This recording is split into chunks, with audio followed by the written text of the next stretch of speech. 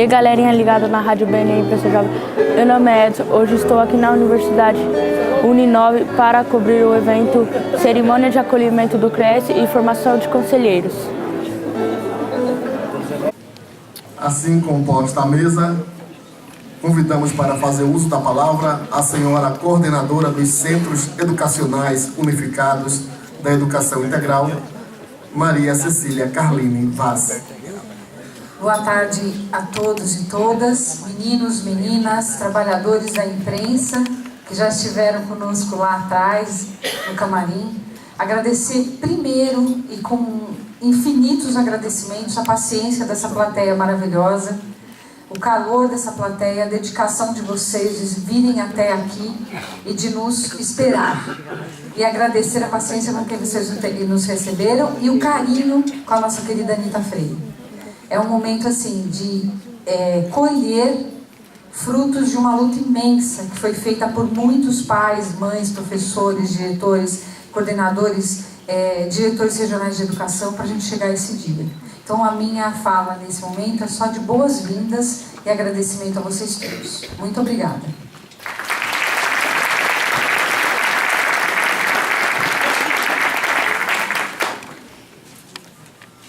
Convidamos para fazer uso da palavra a senhora Ana Maria Araújo Freire, Nita Freire.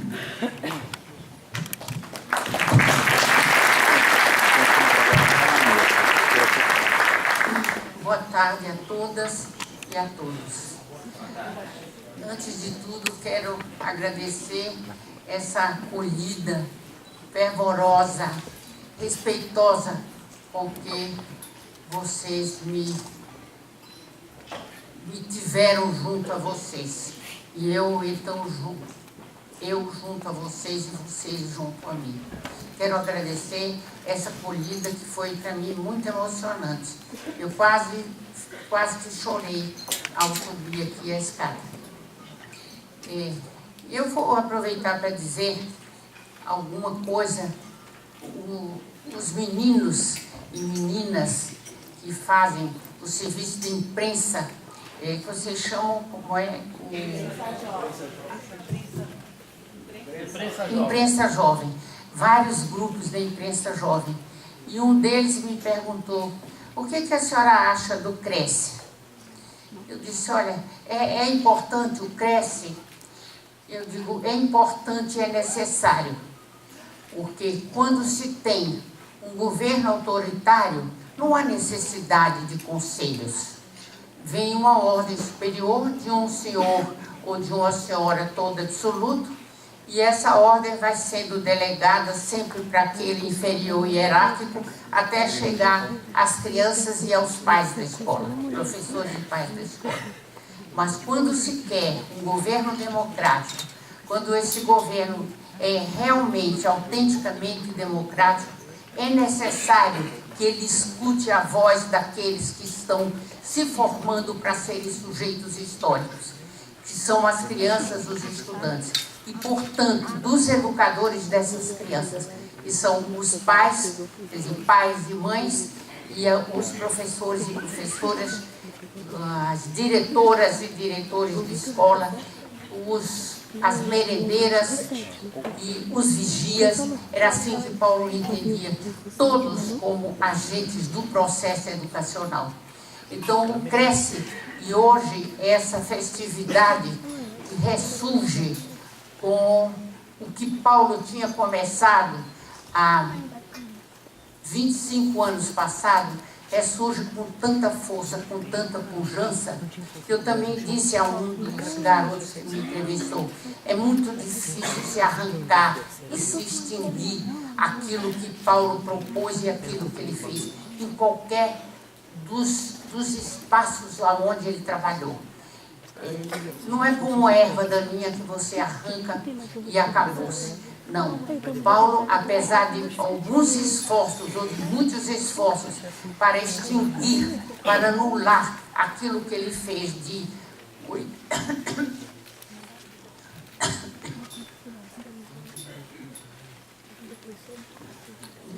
1989 a 1991, por 2 anos e meio, quase há 2 anos e meio à frente da secretaria, foi um trabalho de uma sabedoria, de uma proficiência, de uma inteligência tal, de um respeito pelo outro e pela outra, da procura da tolerância em todos os momentos, que esse trabalho dele não foi esquecido. E eu vejo, quando vocês me receberam aqui, que Paulo ainda está no coração, na mente, no corpo consciente dos educadores da Rede Municipal de São Paulo. Isso me alegra muito. Mas eu queria também saudar, embora não estejam aqui presentes, cumprimentar os vereadores Antônio Donato, o deputado Carlos Neder, que na ocasião o vereador Claudinho de Souza, que parece que já esteve aqui hoje, né? E o vereador Eliseu Gabriel, que foram autores do projeto de lei, né? Que depois se transformou em lei, aprovada em 2015, a Lei 16.213, que criou o CRES, né? E que foi regulamentado pelo decreto do prefeito de 2015. Né? Então a gente vê que por iniciativa desses vereadores, portanto da Câmara de Vereadores, uma tramitação longa, de 2008 até 2015, aprovada essa lei, que nós temos hoje a presença de todos vocês aqui e podemos contar com esse instrumento importantíssimo de democratização da gestão, né, no âmbito da educação aqui da nossa cidade de São Paulo. Então agradecer a esses vereadores e a toda a Câmara Municipal que cumpriu com o seu dever de aprovar uma lei importante. E nós temos a satisfação de, no governo do prefeito Fernando Haddad, ter não só, né, acompanhado a aprovação, ter sancionado essa lei, ter regulamentado essa lei, como outros instrumentos importantes também que nós tivemos de democratização da gestão pública da cidade. Isso foi também assim com a criação e regulamentação aí no caso a regulamentação dos conselhos de representantes de subprefeituras, que nós já estamos na segunda eleição, né, desses conselhos, e outros conselhos que foram também regulamentados na nossa gestão. Isso também foi assim com o Conselho Municipal de Transporte, né, e tantos outros conselhos em que nós já tivemos várias eleições ao longo desses 3 anos e meio de gestão. É claro que todos eles vão se aperfeiçoando, né? Às vezes a primeira gestão começa com alguma dificuldade, vai aperfeiçoando, novos cursos vão sendo realizados também, né? E a gente tem certeza de que todos esses conselhos vão cumprir cada vez mais um papel importante nisso que a gente chama dessa gestão democrática, no papel da cidadania, como o Christian mencionou aqui, a professora Anitta também falou sobre isso aqui, né, no sentido da participação cada vez maior da comunidade nessa troca importante que tem no debate com o poder público dos destinos das políticas públicas na cidade de São Paulo. E no caso da educação, isso é ainda mais importante, né? Aqui nós temos os conselhos de escola que fazem esse elo fundamental entre a escola, né, os pais e a comunidade. Isso é decisivo, né? Não se pode pensar na escola sem esse enlace com o que acontece na família, com os pais e muito menos com o que acontece na comunidade, né? Mas a gente também não pode deixar de articular o que acontece no nível local daquela comunidade com o que acontece em toda a cidade. Então essa articulação de todos os conselhos, né, e de todas as DREs, de todas as 13 DREs, para que a gente possa debater também a política municipal de educação, é indispensável. Eu acho que a gente faz isso através do Plano Municipal de Educação e com outras instâncias, com outros parceiros importantes também nesse debate, né? Eu me refiro aqui ao Fórum Municipal de Entidades que se articulam em torno da educação, né? Me refiro também ao Conselho Municipal de Educação. Enfim, nós temos condições de participar de uma discussão, né, que já foi feita em torno do Plano Municipal de educação e que pode ser um canal, né, vamos dizer assim, um norte importante em torno do qual todos nós vamos nos orientar para desenvolver as políticas públicas da educação na cidade de São Paulo. Então nós temos um programa em comum, né? Em torno desse programa, dessas metas para os próximos 10 anos, né? O nosso plano é de 2015 até 2025, então ele já está em andamento, mas em torno desse plano comum, desse compromisso em comum, eu acho que nós podemos fazer o debate, fazer o diálogo, se ele pode ser mais rápido, né? Se nós temos que aperfeiçoá-lo, se em que momentos a gente tem maiores limitações para cumpri-lo. Acho que a gente passa por um momento complicado, né? Um momento mais difícil, seja no quadro econômico, né? Na crise econômica que a gente passa no país, isso traz limitações, né? Esse ano, por exemplo, a gente já vive um problema orçamentário de certa gravidade.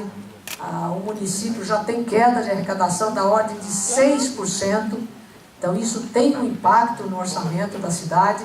Talvez o ano que vem a gente também sinta esse impacto, né? É no estado de São Paulo, é em todo o país, mas é no estado, é na cidade de São Paulo também. Isso traz dificuldades para cumprimentos de metas de forma mais acelerada. Então a gente tem que ver como é que isso será absorvido em todas as áreas, como nós vamos lidar com esse problema, como vamos manter as nossas prioridades, as nossas metas para a educação, né? Nossos desafios de universalizar o atendimento na educação infantil, né? Continuar expandindo a criação de vagas, de matrículas de 0 a 3 anos, enfim, continuar aumentando a qualidade social na educação, enfim. Nós temos aí muitos compromissos com a educação. Mas também nós temos problemas de ordem política, né? Tem aí definições no Ministério de Educação, no MEC, que nós temos que acompanhar. Qual é a nova política que será cumprida em plano nacional, né? Temos aí algumas interrogações, programas importantes que o MEC vem encabeçando até agora, que nós não sabemos da continuidade ou não desses programas, né? Então a gente se refere ao Mais Educação do MEC, por exemplo, que é responsável pela ampliação da jornada em muitas escolas, em que a cidade de São Paulo tem aderiu, muitas escolas nossas aderiram ao Mais Educação do MEC, e nós também ainda não temos uma resposta afirmativa se o MEC vai ou não continuar com esses programas, né? Também os programas relativos à Universidade Aberta do Brasil, que sustenta também o nosso programa no CELS, da Unicel. Então nós temos interrogações sobre como será conduzido o MEC e os programas que vieram sendo implementados até agora. Então tudo isso é preciso que a gente mantenha um diálogo muito próximo com as escolas, né, com todas as unidades educacionais, com a rede municipal de educação e com os pais, né, não só com os educadores, mas com os pais e com a comunidade que acompanha de forma muito atenta os desafios da educação, né? Então a educação realmente é um ativo que nós temos na cidade importantíssimo, né? Para perseguir uma cidade com qualidade de vida, com possibilidades de cidadania. Tem um educador que nos acompanha na Secretaria de Educação, que sempre nos provoca dizendo o seguinte: olha, se fala muito de cidade educadora, mas nós não temos em São Paulo ainda uma cidade educadora, né? A nossa cidade muitas vezes é o contrário, é uma cidade deseducadora, né? Às vezes é uma cidade hostil, né? Às vezes é uma cidade que muitas vezes violenta, né? Às vezes é uma cidade que segrega, né? Ela ainda não é essa cidade educadora que nós almejamos, né? Então, isso torna ainda mais importante os nossos investimentos em todas as áreas, né? Investimentos financeiros, investimentos em recursos humanos, investimentos em energia da comunidade em educação, né? Então, nós não podemos desviar desse rumo. E acho que a presença da Anita Freire aqui conosco é um estímulo, né? É uma força a mais para nos lembrar sempre de que esse caminho, o caminho que o professor Paulo Freire insistiu muito, né? Como secretário municipal de educação que ele foi, como um dos maiores educadores, né, que o Brasil já teve, né, de renome internacional, de prestígio aqui no Brasil e fora do Brasil, não é à toa, né? Não é porque se chamava Paulo Freire, é porque ele construiu um pensamento na educação de enorme valor, um pensamento generoso na educação, né? Um pensamento de inclusão na educação, um pensamento de tolerância, né? Um pensamento de se dirigir a todos, sem discriminação e sem preconceito.